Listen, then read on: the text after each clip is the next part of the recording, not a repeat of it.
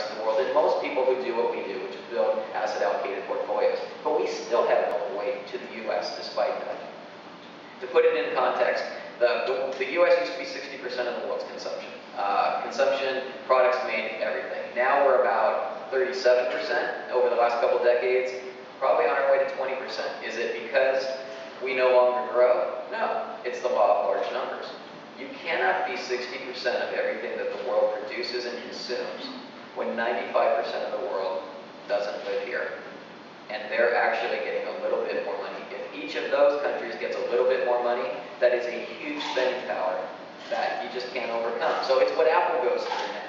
$600 billion company, done everything right for a long time. But it is really hard to grow from there. You are the size of Poland's GDP. You're big. Microsoft in my backyard got to 600 billion 20 years ago. Haven't seen it since. ExxonMobil, fantastic company.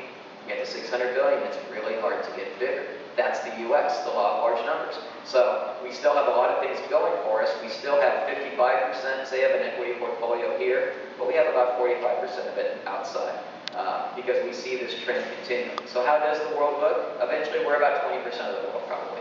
Europe is 20% now, probably going to shrink a little bit. China's 11% of the world, going to get to 20 eventually. It'll take them a little bit more time. It's a lot easier to go from nothing to 11 than it is to go from 11 to 20. So the law of large numbers slowly kicks in with them. Brazil and India combined will probably be about 20%. Brazil just surpassed the United Kingdom as the 6th largest economy in the world. And they did it with only 15% of their roads being paved. That's a growth story.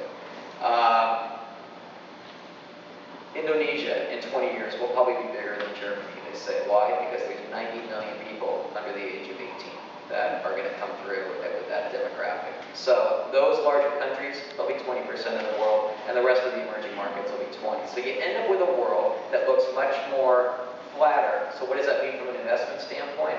Most people have 80 to 90% of their money here. 10 or 20% internationally, and they say, I'm diversified, I've got some money in the rest of the world. We just don't think that's enough.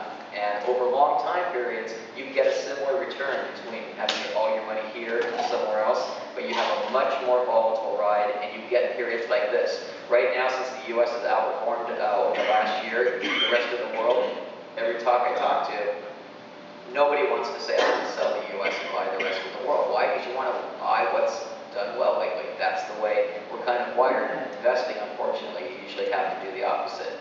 People will ask me, so where are the undervalued areas that I should go? And I'll say, well, I'll tell you, but you're not going to like the answer. It's Europe and it's Japan. I don't want to invest in Europe